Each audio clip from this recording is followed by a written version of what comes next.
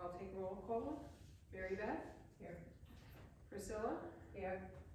Geraldine has an excused absence. Martel? Here. Joanne? I'm not sure. Joanne? Christine Radzi, I'm here. We have an open position.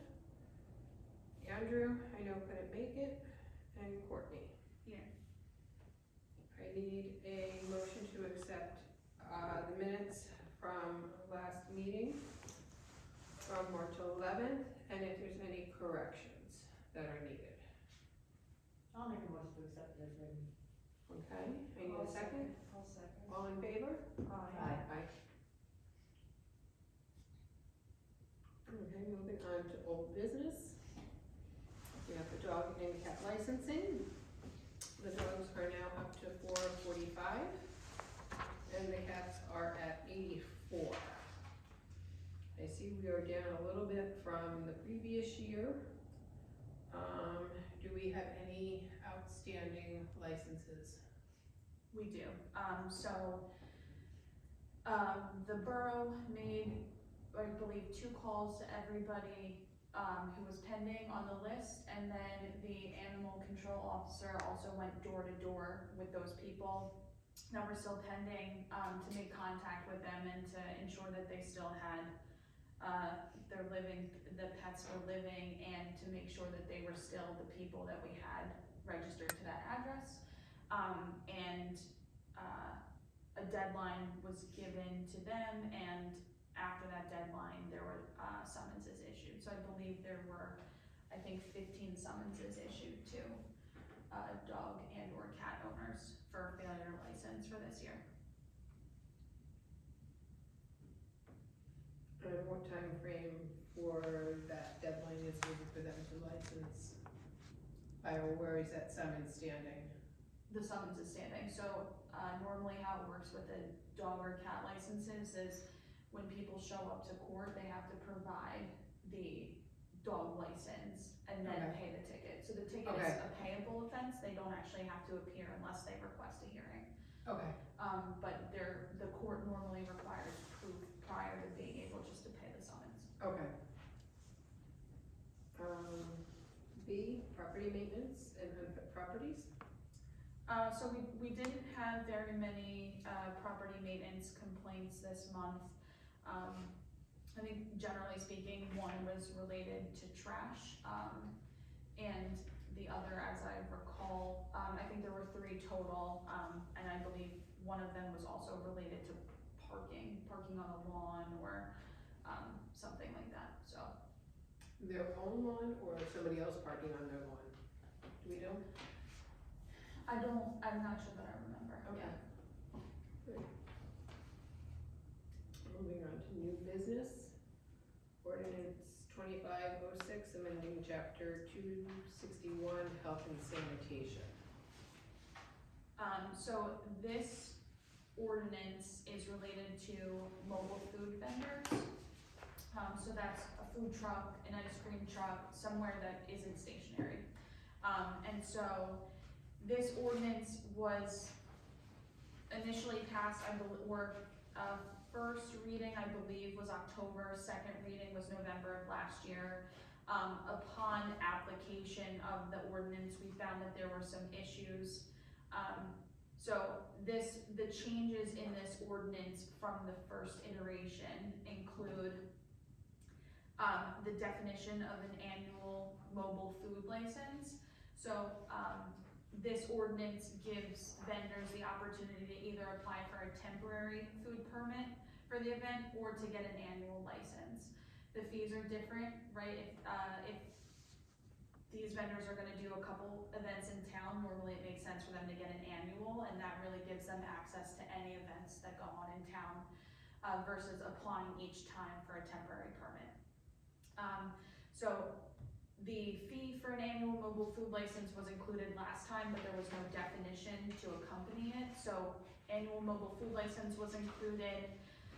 In the fee section, there were fees that were a little bit similar in how they were worded, and we really weren't sure the difference. So we clarified with the fee schedule And then the other thing that is in here is that, mobile food vendors are required to submit their, application to us, at least 14 days prior to the event.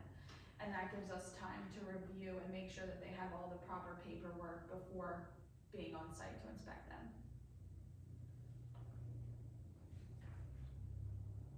I have a question. Sure. May I? Sure. Of course. So if somebody wants an annual license and it's on the calendar year, so for like a vendor who applies in June, they still pay the full fee for the 6 months of the year? Mm-hmm. So it's not sort of broken up, or it's not like renewed, they're all happening at the same time then? Yes, they get renewed. The licensing schedule is normally the calendar year.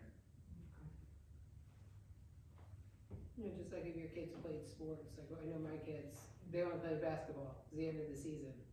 I still had to pay for the full year, even though they only played the one sport. But if you had kids that played like baseball and basketball and football, you paid the same price. Or if you paid just one season, you paid the same price. That's how it was for the rec Yeah. sports. No, I just thought it was interesting, you know, people are trying to save wherever they can. You know. So the difference too is that if you're only gonna do an event in June, you would pay the $50, right? Right, But yeah, if you were gonna yeah. do at least 3 events between June and the end of the year, the permit pays for itself, right? Cause the annual licensure is $150 versus $50 every time you do an event. Right. So think about like down at Fireman's Field, they do those the food truck vendors that come. I've seen them at least 2 per year, Right. if not maybe 3. So if you're doing those regularly, and I don't know if there's anything else in the town that comes around, Right. but if you're doing that more than twice, it's gonna at least pay for itself with that. No, I was just curious to see if, you know, some things are calendars, some things are based on application, some things are, you know, there's scales depending on when you apply for license or, you know.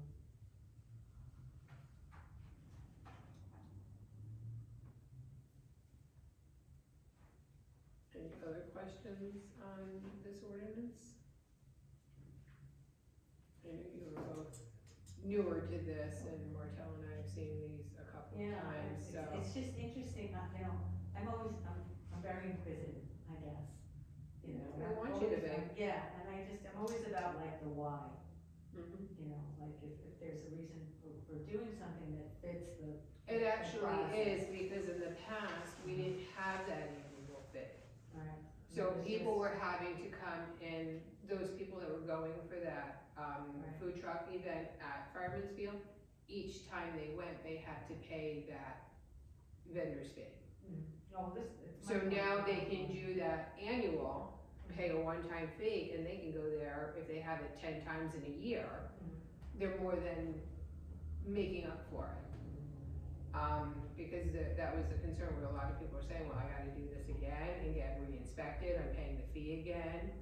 And go through that big gigantic inspection. So now we can do the inspection ahead of time because they know it's coming.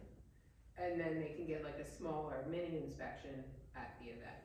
So, just so I understand, so like if somebody applies in January, and they're not, you know, they're just maybe like a summer event for them, because it's kind of hard, food trucks are hard in the winter, I guess.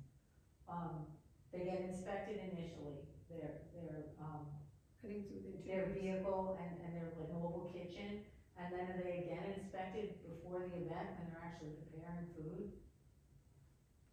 How does it, so they get inspected twice, like once to make sure it's like a good kitchen, and the second time to make sure it's like an operational kitchen? Normally, so Okay. if you apply for an annual license, you get an inspection where we're like, pull your truck up to the municipal building and we're gonna go through and make sure everything's in working order. Oh, okay. And then at the event, we would do another inspection while they're doing food Oh, preparation. okay. If you get a temporary license, normally we're just coming on site that Like a day. event. Yeah. All right, that makes sense. Thank you. Any other questions?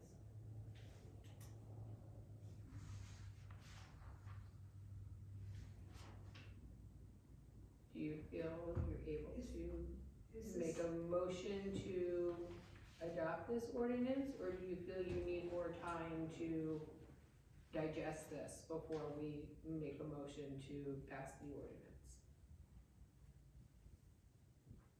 Well, for me, I think it makes sense. I mean, my only suggestion would be to offer the vendors, like a phasing fee.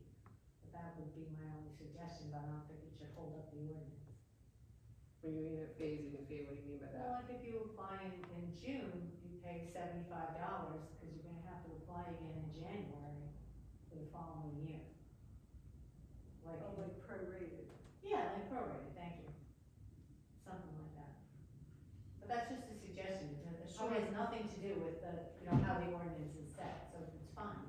And I understand the thought. I think on our end, the work doesn't change. So Right. the fee normally is to cover the manpower that goes into Right. inspecting, writing reports, and then going back out on site. Normally, after hours are on overtime to inspect Oh, again. that makes sense then, yeah, absolutely. Okay, well, that answers the question. Is this considered a second reading, or is this This one? would be a first. This would be first, okay, because there were so many changes. Yes. Okay. So it will come back to us again.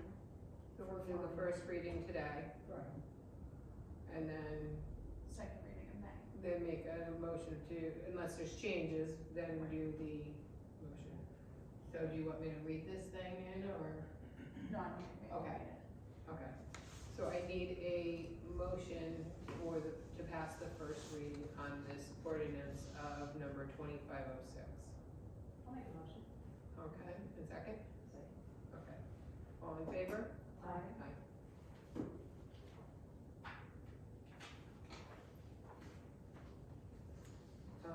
Licensing late fee discussion. So we started to talk about this, last month after I had shared with the group that we issued businesses in town, summonses for failing to license on time. So licensure is the calendar year. I think the only exception to that may be kennels. I think that is on a different schedule. But everything else is January through December. So this year, a cover letter went out saying that licenses had to be renewed prior to January 31st. We then made very nice courtesy calls saying they needed to come in and license with about a week, 2 weeks to then come do that, and then we issued summonses. From my understanding, a lot of the businesses that got tickets or summonses, they're chronic offenders. This is a every year thing that happens. So one of the things that I had brought up to the board at the last meeting is the consideration of a late fee for licensure. And I think from my experience and my research, that could be one of 3 ways. You could either have a flat fee as the late fee. So, you are after the January 31st deadline, so X is your late fee. It doesn't matter if you license in February or you license in August, it's just a flat fee. So that's option number 1. Option number 2 is that you make it the late fee the same amount as the actual license itself. And that's another piece. I know we had talked about the food establishment fee schedule, I think late last year, but I'd like to revisit that. Cause right now the ordinance, the fee schedule for retail food establishments is based on square footage, not necessarily on risk type. So the second option is that it could be the same fee as the actual license. The third option, and this is the one that I'm most familiar with because this was what we did in the town that I came from, is that it's a January, it's a just a flat fee, write your licensure fee. February, it's double, and March or after, it's triple. So those are sort of the three options that if the board wanted to put in the ordinance a late fee, those are sort of the three options that for the board. We do a late fee for dog and cat licenses. Yes. And it's Right. double, correct? Yes. Yes. Yeah. So, I mean, if you want to be consistent. Well, I like the Larry's one, kinds of licensing, but her third option. I like the is- third one, Right. because Right, the longer you go, I think the more you should be penalized. I mean, and this is a standard as a business, they know. Again, the same thing with the dog and cat licensing. I know the difference with the dog and cat licensing. A lot of the people say, well, you know, my dog didn't get vaccinated for rabies till June. I don't wanna do it again so soon. I'm gonna do it in June and I'll pay the double fee. I don't care. I just don't think that to do another shot in December, it's only 6 months, is good for the dog. Cause I've spoken to some people about it. But a business is a business, there's no immunizations involved in that, like, they know. So you had said that there's repeat offenders every year. Yeah, especially when she's saying that. Well, then I would think that, you know, people who have like flagrant disregard repeatedly for, you know, like a licensing requirement, that maybe there could be, you know, like an escalating penalty for that.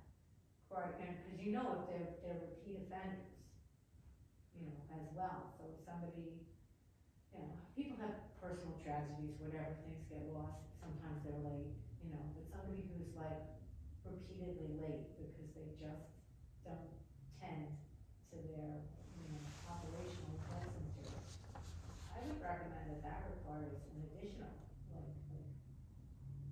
The next year, have it increased beyond that. Well, cause right now there's nothing, Right. right? Right. So, would it, and there's a grace period, right? We offer sort of a unofficial grace period where we're calling them and telling them. Yes. At least we did this year. Also because I was new, I wanted to make sure that we gave ample notice to the businesses, but technically speaking, if you don't have a food license from the health department, you Yeah, shouldn't be that's what's operating a yeah, restaurant, absolutely, right? So, absolutely, yeah. and I think that sometimes gets lost to some of the establishments. Are we stating that in that letter for the renewal? Yes. Okay. Yes, and I also made it very clear in the letter that summonses were gonna be issued, if paperwork and fees weren't received prior to the 31st. And even with the letter and a little bit of a grace period, we still had quite a number of businesses that failed to license. Well, that's significant, right?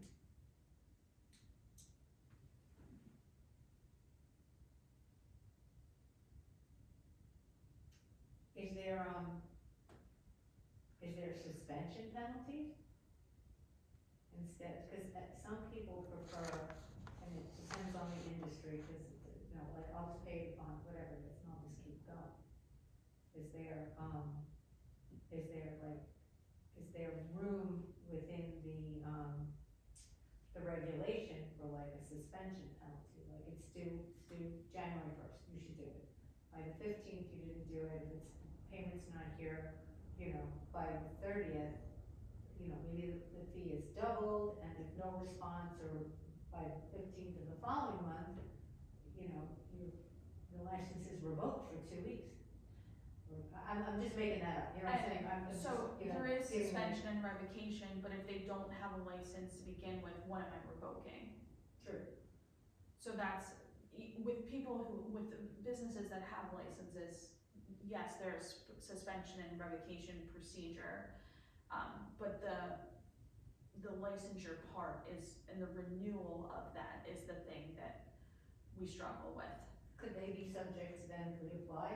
just, I'm sorry, you didn't do it, you're closed, you have to reapply. and go through That's the process key, is I again. was gonna say, can we somehow That's significant, but, close them, because I know at one point in time, one of the stores had no water, a restaurant, and they had to go and literally close them down, because how can they operate a restaurant without water?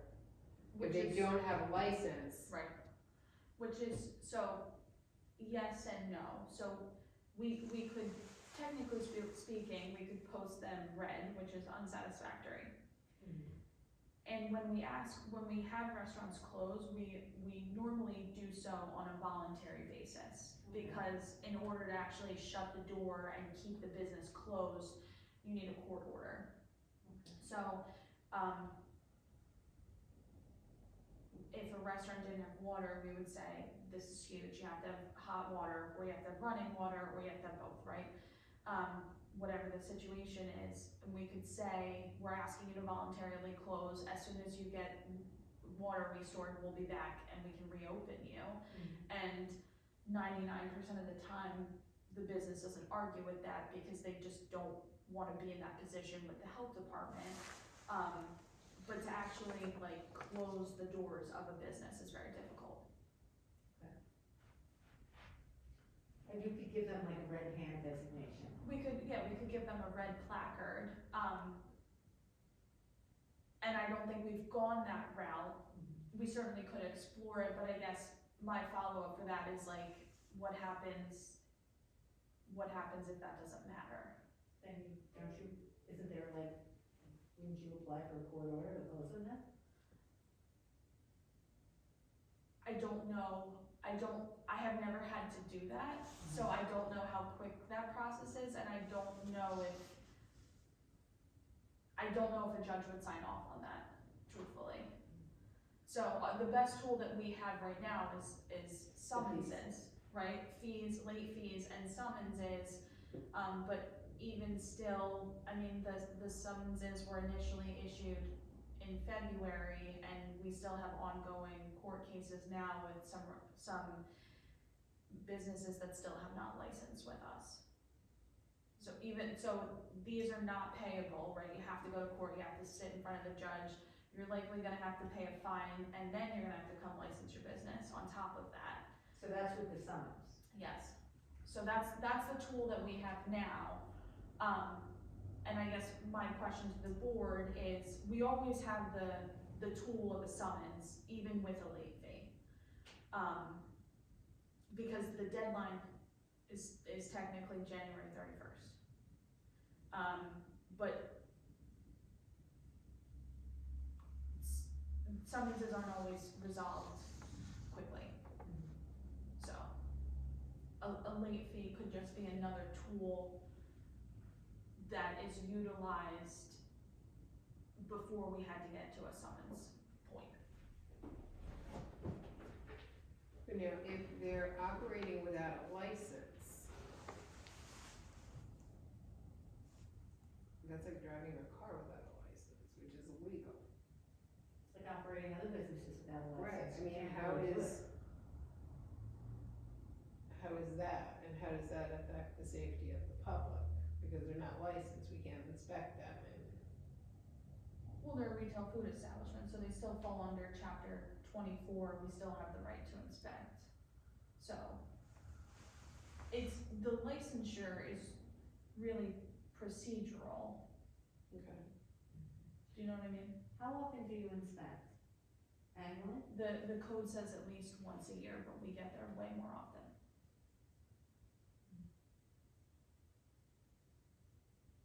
I'm just thinking it through, like. So we Also, obviously, to a mandatory reinspection? Like, we're gonna go, maybe that, something like that, I'm just trying to feel like more tools. sure, To motivate people, so, you know, late fees, and then we're coming for reinspection, and maybe the notice on the door, like all of those things are not, as severe as taking them to court, and then a summons. right, Yeah. right. And then already in the ordinance, if they don't pass inspection, so if they get a conditionally satisfactory or an unsatisfactory, they're required to pay a reinspection fee. as it stands. When you do have to put up that unsatisfactory or that red placard, where does that actually get posted? The code says it has to be posted in a conspicuous place. So we normally let the restaurant post it, but whenever you walk into a restaurant, you should be able to see the placard, the most current placard. And they're supposed to have accessible the most recent inspection report as well on site.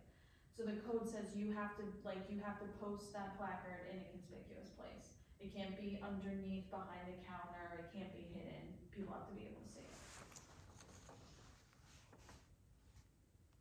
You would think nobody would want that.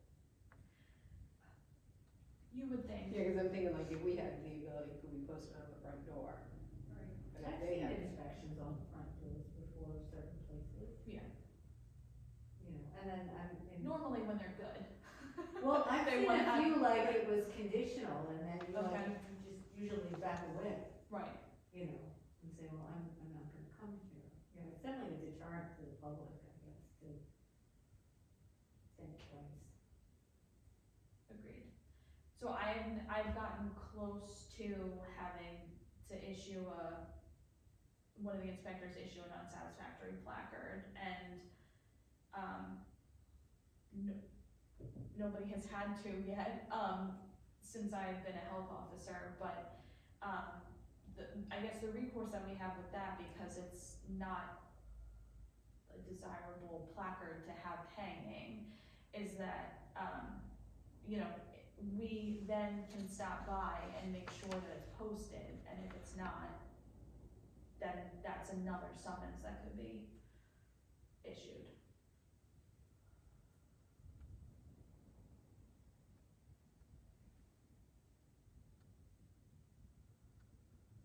no, typically, and I know you haven't been here long enough, but from what you've seen, these,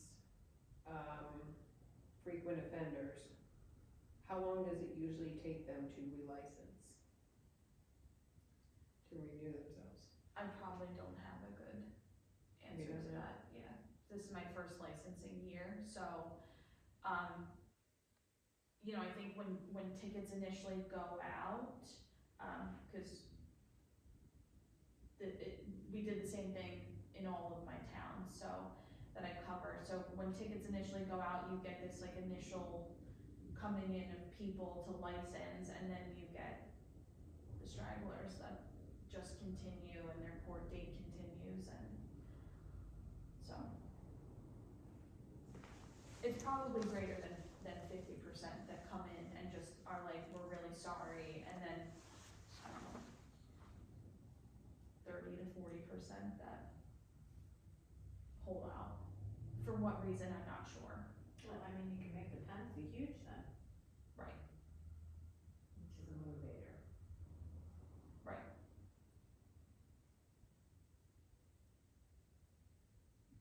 I would still recommend some sort of like the hugest penalty to be like the, you know, the repetitive establishment that every year does not comply. I don't know if that's possible. You're talking about like a progressive penalty. Yeah. Yeah, like a progressive Like, penalty. it's gonna be double this year for the first offense, like triple the second year, and like keep increasing it if you're not compliant each year. What- And then maybe what- they'll what's kinda the like be fee? like, The fees are kind of low. What are they? I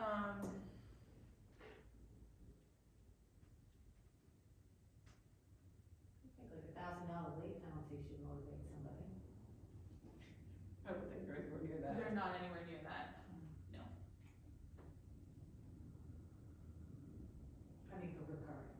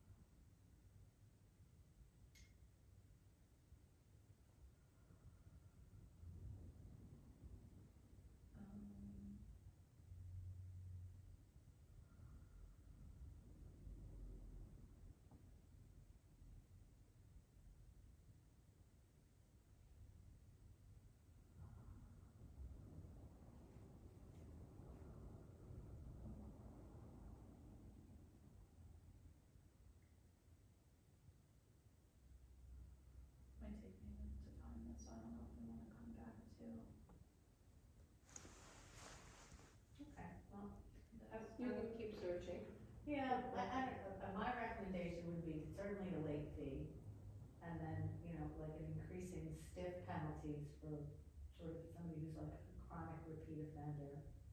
And then maybe a very significant fine, and then subject to, you know, immediate reinspection. I'm just trying to think of things that would motivate somebody that owns an establishment to comply. And it's really for the public good.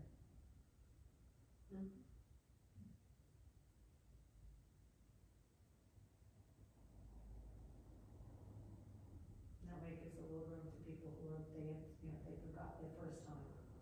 You know, things happen, yes. So- It's not as significant. Less than 1,000 square feet is $55. 1,000 to 3,000 is 65. 3,000 to 6,000 is 90. 6,000 to 9,000 is 115, and over 9,000 is 165. So this is another reason why I want the board to look at these fees, because like I had said before, the fees should be commensurate with the amount of work that goes into inspecting, reporting, re-inspecting, going back for another inspection, maybe re-inspecting. And so here, in Rockaway, food is, the retail food is based on square footage. In Randolph and in Roxbury, two of the other towns that I cover, it's done by risk type, so I know we had brought this up. So you have places like, Aldi, which is a risk type 2, and Tractor Supply, which is a risk type 1, that are huge, that are paying more money based on their square footage rather than what's actually being prepped or not prepped in the facility. Can't be revenue driven, we can't have that. For the restaurant, like paying based on their revenue. I'm only saying that because I operate I operate an agency that, like, our inspection fees are based on our revenue, and our volume. Not so much revenue, but volume. So I have Volume seen service. the volume done based on seating. Okay. I haven't seen it based on revenue. Like I've seen 0 to 24 seats this much, and then a scale upward from that. Right. Revenue might not be the best answer. But I don't know if it's- we could ever get that Yeah, I don't information, think people will truthfully, divulge. yeah. Yeah, but I was just thinking in terms of incrementally, and I agree with you, you know, there's risk and volume, almost, Yeah, the two things. right. Cause a place like Aldi is quite large, but it's prepackaged and ready to eat food, much different than, a risk type 3 where they're doing more food prep and heating and cooling, or risk type 4, which is something that requires like a special process, so that's something like a sushi place. So I think those are two things really to be considered by the board for sure.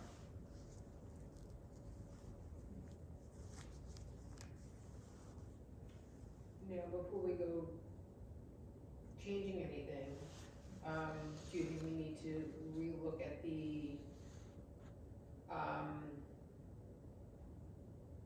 food establishments as how we're gonna rate those fees before we change this? Or would it not matter, are we just gonna base on like a fee, and not put a dollar amount to it?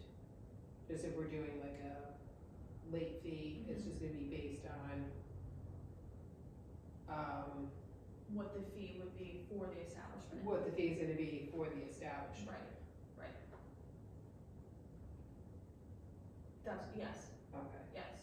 And the way that I'm thinking about this, at least in my experience, is how it's rolled out. When, in the town that I was in, when we had something in the ordinance that said January licensing fee, February double, March or after triple. And then if it was, let's say, April or May and they still hadn't licensed, that's when we would issue the summons, and that's really when that like heavier penalty Right. comes in. You know, I could certainly ask the attorney about a progressive penalty that is kept track by the municipality, like by the licensing clerk. But that might be a harder sell than a progressive penalty with a guilty conviction for failure to license through the court system. Meaning like, so business A doesn't license this year in time, they get a steeper fine in next year, where business B is on time, they don't have to pay. Like trying to keep track of that, is what you're saying. Right, and I think that if let's say the licensing clerk is like, oh, we see that last year you licensed in April and now it's April again, I'm gonna penalize you $300. I'm not really sure if that's feasible, and also how that would actually play out versus a court saying, we now have documentation in municipal court that says you licensed late last year and you licensed late again this year, and then there's like a penalty levied against you by a judge, So then it would be up to the judge to determine the, you know, like. the amount. But Yes. then if it's going in front of a judge, then I would think the municipality gets to recommend, Yes, we do. you know, you get to recommend, you could say, you know, we're recommending, you know, quadruple fines based on the history, experience, and then Right. the judge would do it. Right. Alright. And I think that it's just, in terms of like collection, I think it's just a more established process than having a licensing clerk say, well, last year you licensed late and you're doing it again, you owe me another $300 because of a progressive penalty and not like an established thing, do you know what I mean? Well, Does that I think make it's up to sense? the licensing clerk, it would be, you know. It would be what we had demonstrated on the ordinance. In the ordinance. I don't think tracking would be difficult because. No tracking, but I have not seen progressive penalties be collected outside of the court system.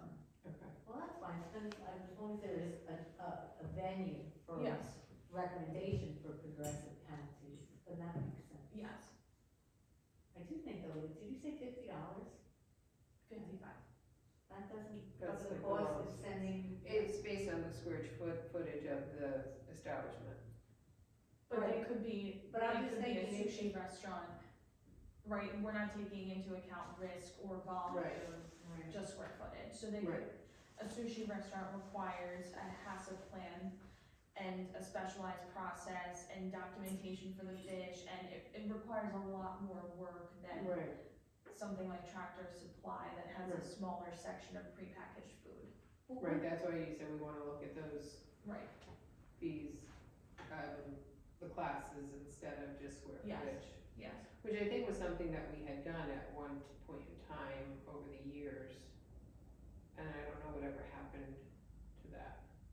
Well, if we get more information about the labor that's associated with these inspections, you know, then we can sort of make recommendations to set the fee based on the cost of the inspections, not to, you know, cause then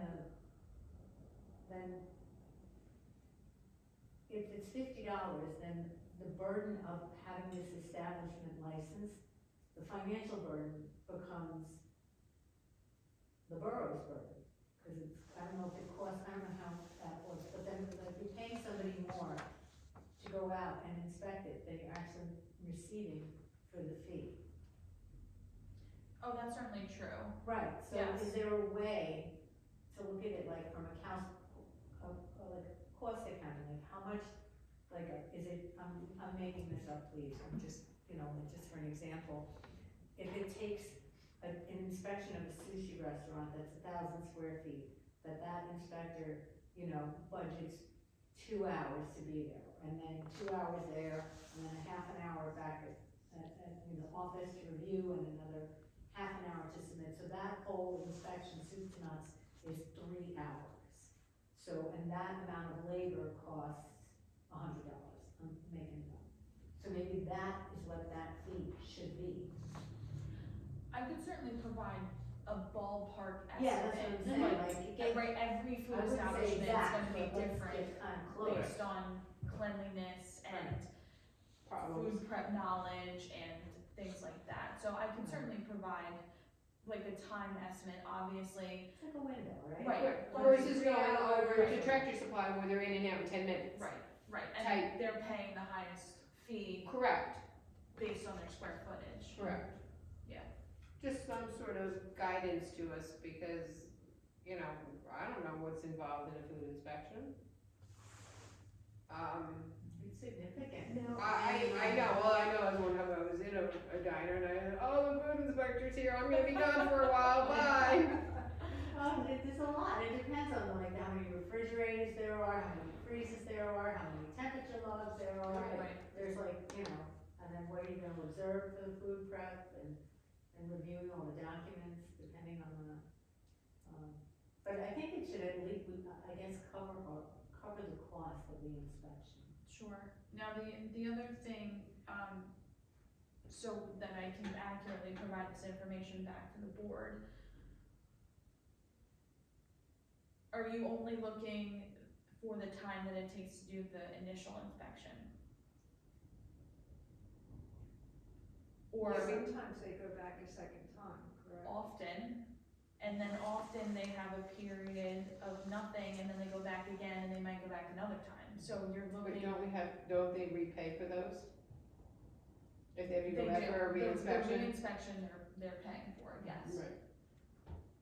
yes. I would just say like what the initial major big inspection is going to be, because that's what they're paying for on that initial licensing. Okay. For all the different type of inspections that we do. Just again, like a ballpark, because if you have one that's super clean, Right. super on the ball, that's gonna be quick. Right. And one that's a disaster, it's gonna take you forever. So kind of like the middle of the road type. Cause, again, I know I've been in home care and I've been in and out super quick and I've been there for 5 hours. Right, Where it should be like an hour, so sure. I know what they're up against. But kind of like that middle of the road type. Yeah, you can budget based on averages. Yeah. Okay, so I can certainly bring that back for the board for discussion for the May meeting. Yeah. Are there other, establishments that fall into this category of not renewing their license? Like, are there barbershops and? I think Hair we had salons one or and two barbershop hair manicure salons, but the majority was retail food establishments, yes. That's the riskiest. Right. I would think, yeah.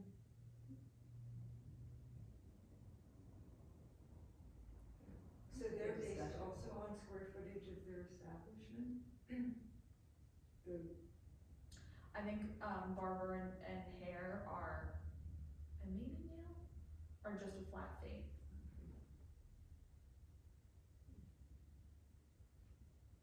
I'm just wondering if we should be looking at, We will probably All over the time, we will probably licenses. start looking at all of them. It's probably not a bad idea for the board just to review the fee schedule, so I can ask Kim to put that. If we wanna get through the retail food establishment and then maybe put the fee schedule on in June or, later this year, but it is probably a good idea for the board to review Yeah, I think we should. the whole fee schedule.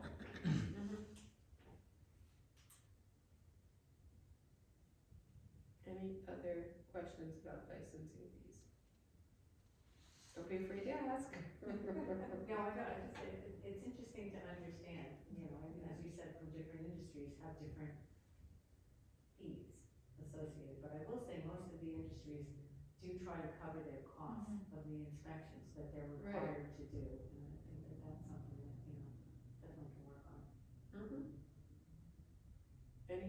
correspondence? Can I back up to Certainly. new business very quickly? I'm sure you all have seen what's going on in the news with the measles. So I had just looked at the CDC's report. We're at over 600 cases of measles in 22 different jurisdictions. And there was a third death, was it last night? The night before, of an 8-year-old unvaccinated child. And so, obviously very concerning, and surprisingly, the phones at the health department have not been ringing off the hook for questions or concerns or anything like that. But we do have a plan in the works to, normally the health department has a lab come in and we offer lab work to the community. They do pay for it at a reduced rate. It's our Chem 23 profile. So and we do it through the health department, so they have to have a physician overseeing them, but a physician doesn't have to write the script for it. Is this for a titer? We're gonna be offering titers. Okay, so these are titers then? Yes, or- yes. okay. So we historically, I haven't been through one of the clinics, but normally people get a metabolic panel, or sometimes they'll say they want something additional, but the idea behind this that I was talking with the public health nurses about was to offer this MMR screening for titers to the community. So there are some plans in the works to be able to offer that. We're probably looking at early May, but we just haven't had it confirmed with the lab yet. So as soon as I know that date, we'll certainly push it out. And then I just wanted to briefly update the board on avian influenza. So there was sort of a big push initially to get information out to us from the New Jersey Health Department, the state health department.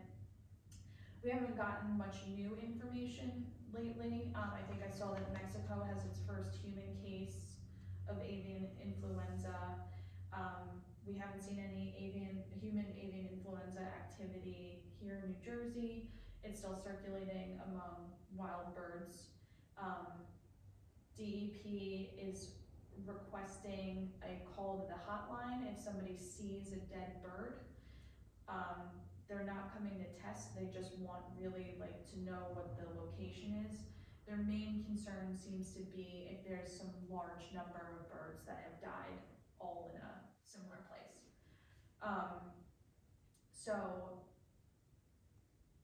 just when we're getting calls from the public or things like that, if people are observing dead birds, we're asking them to call 1-877-WARN-DEP so that they can let them know what the location of the bird is. And we do have specimen collection kits specific for avian influenza should we get anybody that we suspect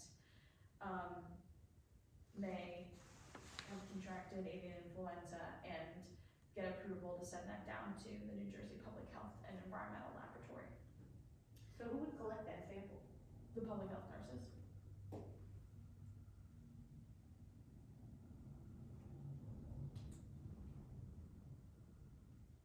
Okay, that's all I have for new business.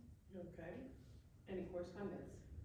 So on Friday, March 28th at 5:15 p.m., we received notification from the Commissioner of Health that we had a stop work order from the federal government on our grant funds.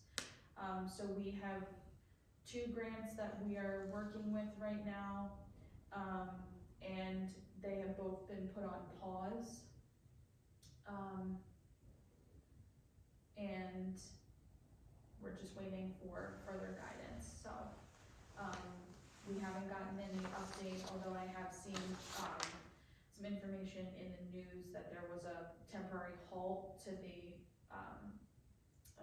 temporary block to the rescinding of funds, but we haven't really gotten any clearer information about how that rolls down to us as the local health department. So one grant was scheduled to end June 30th of this year, and the other grant was scheduled to end March 31st of 2026. What were they for? So I think the way they initially came out was COVID related, and what they have changed to is really for workforce development, infectious disease prevention, and funds have also been used for public health accreditation. Helping, public health accreditation. So it's- for- It's a public health accreditation board, and you apply to it to become an accredited health department. And while the goal really novel of transparency and documented processes and efficiency, it's a very long process. I think in New Jersey there are 5 health departments out of over 100 that are accredited. So while making very big strides to check the boxes for that process, it's a long way away for a lot of departments in New Jersey. Who's the accrediting body then? FAB, Public Health Accreditation Board.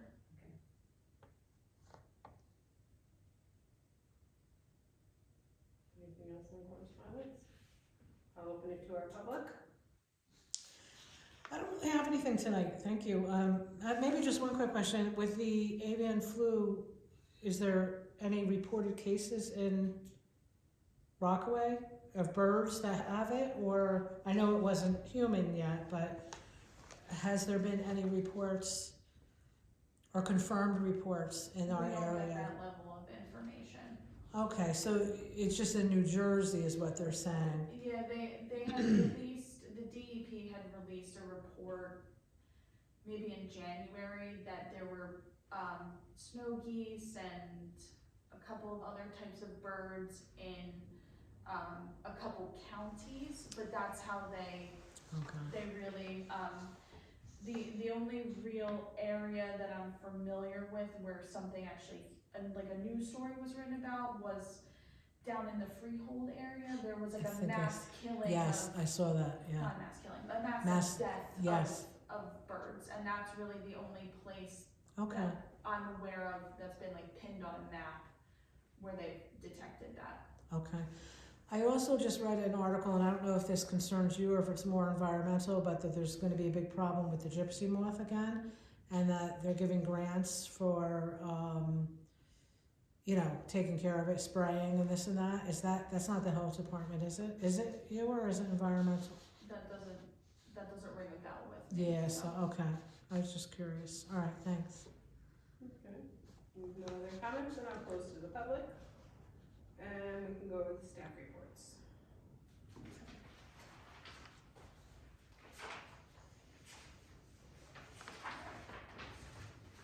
For environmental inspections, there were 4 certificates of habitability done, 12 food and drink inspections, 2 food and drink re-inspections, 2 visual lead inspections, 1 inspection of a health club, 1 inspection of a kennel, for a total of 22 inspections in March. There were 9 environmental/OPA requests, 1 environmental solid waste complaint, 2 housing complaints, 3 property maintenance complaints, and 15 summonses, notices of violations, or letters issued. And as I had stated to the board previously, I believe all but 1 of those was dog license summonses that were issued, for a total of 30 complaints in March.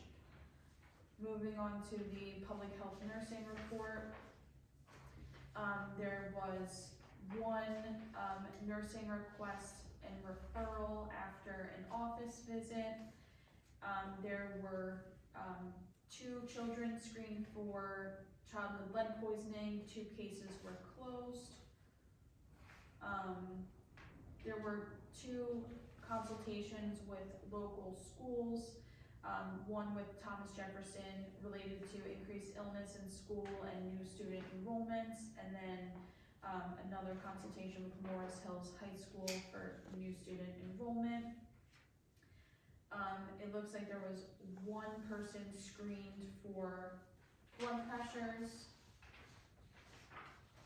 Relating to the blood pressures, are we getting to the, senior groups? Yes. Okay. Yes, I don't think there has been They're having these general interest in the screen? in the screening, yeah, Okay. yeah. And then, we have been prepping for 2025 programming for cancer screening, so we are working with Screen NJ to get a date for the mobile unit to come into town. We're trying to work, with Assembly of God to have the mobile screening unit be able to pull right into that parking lot. There was, one adult home and office visit. There was one case of Lyme disease reported, one case of spotted fever, group rickettsiosis, and 17 COVID cases closed. And then so there, for a total of 19 communicable disease slash reportable diseases, and one disease investigation.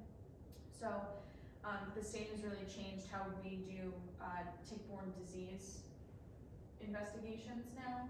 And a lot of the labs that are coming in, at least for Lyme disease, we're no longer required to investigate. They automatically get closed based on the lab work. But we go above and beyond and send out correspondence to the patient just to make sure that they've gotten all the information that they need related to their lab results and that they're connected with a doctor.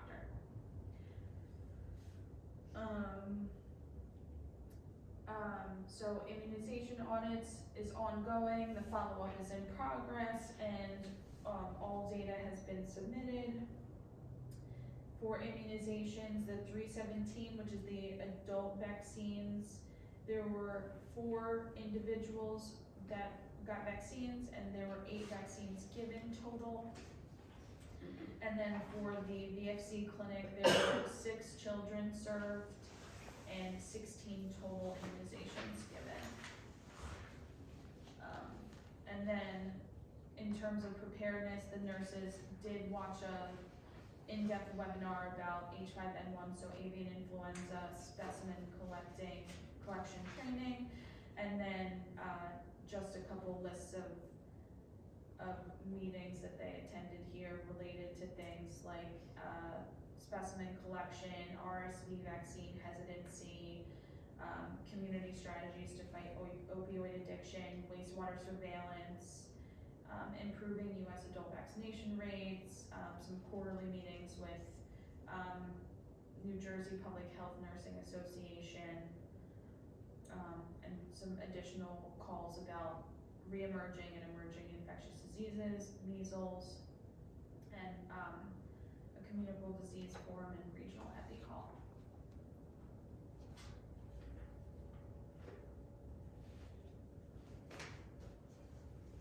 Any questions on the nursing reports?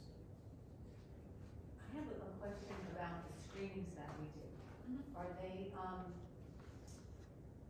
they like legislatively, like, are these screenings mandatory that we do, or do we get to sort of select other screenings, or?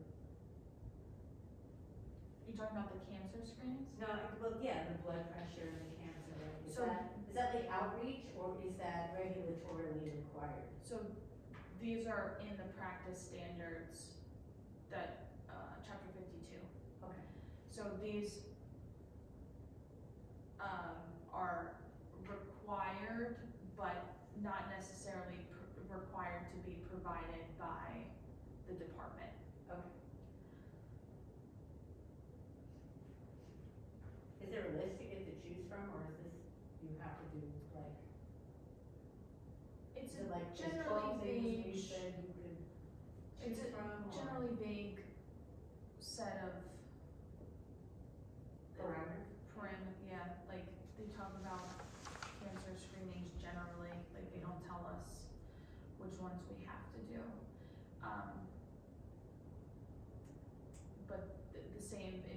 same place that, blood pressure, flu clinics that are sort of outlined for us to do. I was just thinking it would be nice if we could do something for like screening for like help people with cognitive impairments or something, you know, because everybody does blood pressure. Pharmacy, you know, a lot of them. Well, I think this goes back to part of the conversation we were having earlier, which is that, like, we are in the process of trying to revamp what the needs are, because Right. initially we were filling a gap, and now you can go to Walmart and stick your arm in and get the, Yeah, you have your own. right, or you can have your own cuff, right? Ring or your phone or anything does Right. it for you now. Right, and so, I'd be happy to take suggestions from the board for programming, but really, we're trying to think about what's happening now versus what happened decades ago. Right. Yeah, I think definitely because I didn't have all these devices, the blood pressure screening was something that was needed, Right. because it was the silent killer, and now everybody can do it.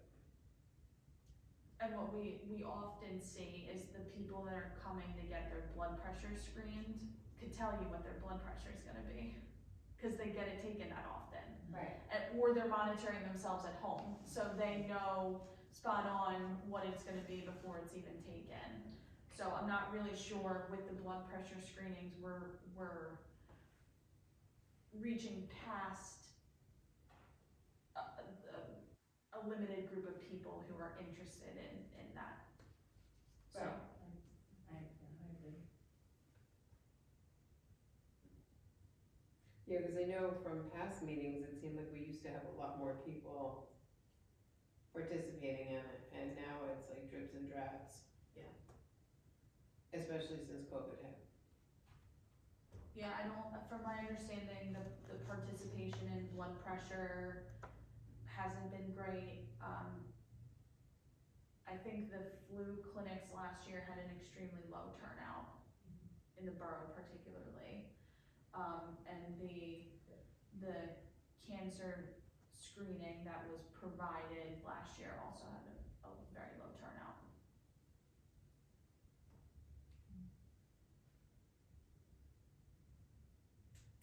I think we could probably discuss maybe ideas for some other screening that might be a couple of things.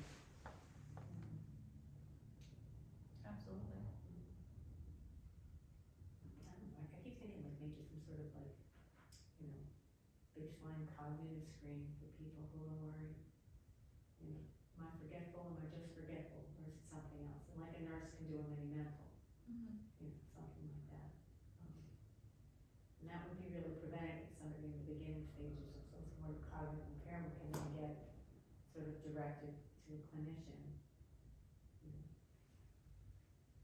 Or it could be physiological, it might not even be, you know what I mean, it might be disease related. Sure.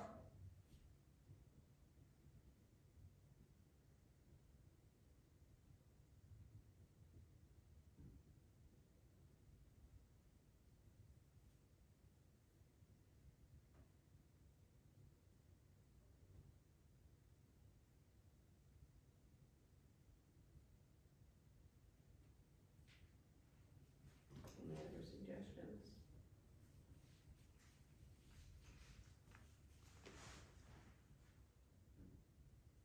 Any vouchers?